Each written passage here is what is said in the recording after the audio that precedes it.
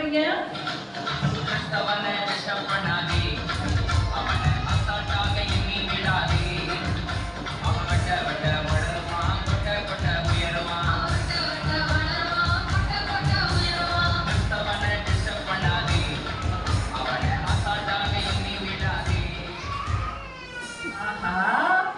எல்லாத்துக்கும் துணிஞ்சிட்டீங்க போல தெரியுது.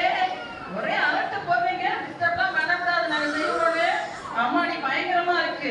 சரி சரி, பார்த்துமா தயவு செஞ்சுருவீங்க, உங்க குடும்பத்தை நடத்திடுவீங்க. பரலோகத்தை குறிச்சு என்ன நீங்க உங்களோட நிலைப்பாடு தான் என்ன?